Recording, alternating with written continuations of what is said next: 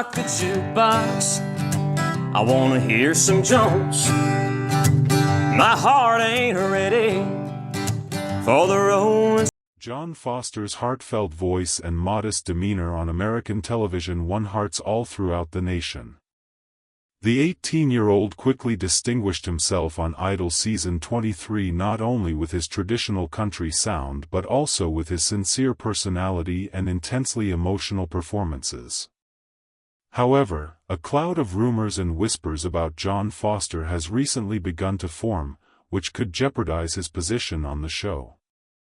Join us as we share some things you may not know about John Foster from American Idol. John Foster Benoit III was born on July 9, 2006, in the small Louisiana town of Addis, where tradition, community, and family values are deeply ingrained. He was brought up in a home that valued hard work and faith, and he was surrounded by the sounds of classic country music and the rich cultural heritage of southern Louisiana. Growing up around the family-run business taught John the value of consistency, humility, and service. Qualities that have remained with him throughout his journey. From an early age, he demonstrated a quiet focus and a deep respect for the traditions he was born into, while many of his peers were preoccupied with typical teenage distractions. His grandparents opened the Benoit Country Meat Block Butcher Shop in 1982, and over the years, it has evolved into more than just a local business. It is a gathering place for the community and a symbol of the Benoit family's strong ties to their hometown. John stayed grounded. He started playing music later than most people, at the age of 15, when he got his first guitar as a gift. Without any official instruction, he started learning by ear and relied on his uncle Galen Martin's advice rather than following trends. Conway Twitty and George Strait's timeless voices drew John in, and their timeless inspirations influenced his sound. John didn't hesitate to put himself out there despite his late start. Through local shows and family ties, he ended up performing alongside well-known country musicians like Doug Stone and John Schneider. Although he had not studied voice or music theory, these chances offered him a taste of the professional music industry and boosted his confidence. Prior to his American Idol audition, he made up for his lack of formal training with commitment and genuineness. At Brusley High School, where he excelled academically and graduated as a valedictorian in 2024, John was a high achiever with a strong sense of purpose. Music was always a big part of Jay's life. At the time of his audition, he dreamed of healing in addition to singing. Foster combined his love of music and his drive to assist people as a freshman at LSU, where he was studying biology with the long-term goal of becoming a singing oncologist. His perspective, ideals, and compositions were significantly influenced by his Catholic faith. One of the most memorable moments of the current season was John Foster's American Idol audition. He entered wearing a cowboy hat, 3 red coolers full of homemade Cajun food, and an unflappable calm. He didn't try to impress, he was just being himself. He began with Alan Jackson's Don't Rock the Jukebox, but it was Conway Twitty's Goodbye Time that stole the show. His voice had a faint hurt to it, it was genuine Luke, nothing overdone or ostentatious. Initially hesitant, Brian turned his no to a yes during the audition, obviously taken aback by how powerful the song was when John performed it in a competition where many are vying for record deals or stardom. It felt refreshingly different to hear John's motivation for singing. He just wants to make people happy.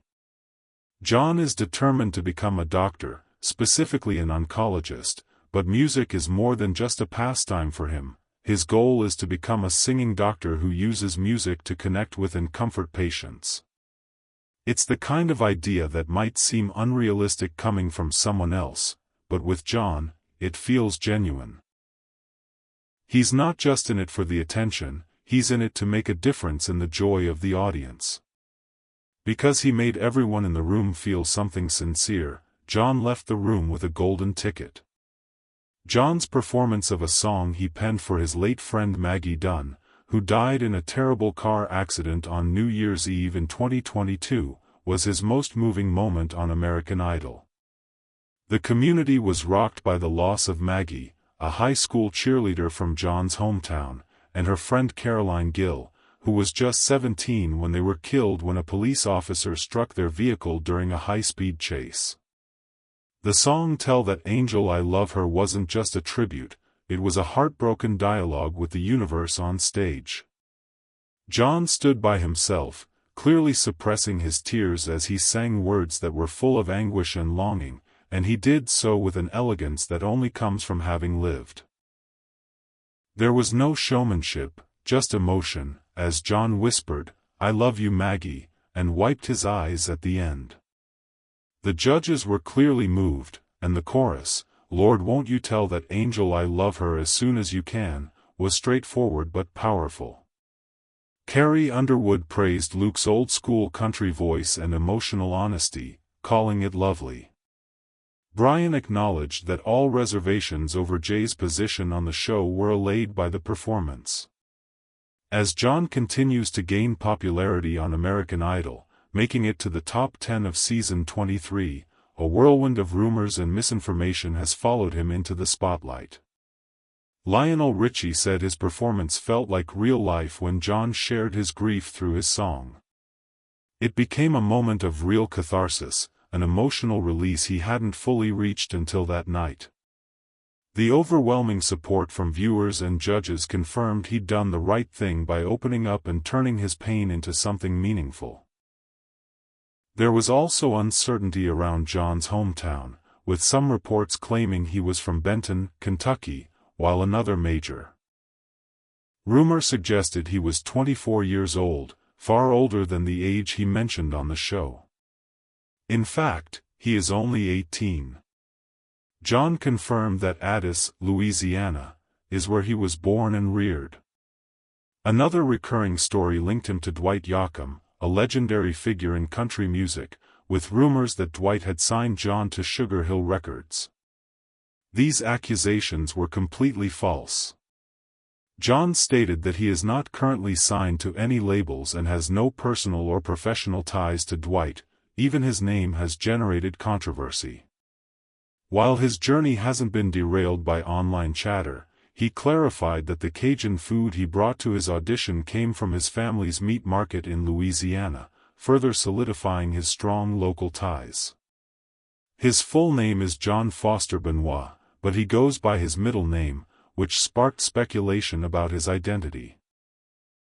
John's response showed a clear desire to set the record straight and keep the spotlight where it belongs on his music and performances. Now that JohnFoster is gaining national attention for his amazing singing, it's no surprise that fans, especially many curious admirers, are wondering about his relationship status. Well, this news might break a few hearts, but John is off the market. He is currently in a relationship with Brooklyn Burke, his high school sweetheart. The two began dating during their time at Brusley High School, where Brooklyn was a cheerleader. Their bond has remained strong even as John's music career began to take off. Brooklyn has been quietly cheering him on behind the scenes and even traveled with him to Hawaii for his top 24 performance. She's also been spotted in the live show audiences showing support. While John hasn't made a big show of their relationship, it's clear she plays a steady role in his life as of now. John's full focus seems to be on the competition, and with each performance, fans are eager to see what song he sings.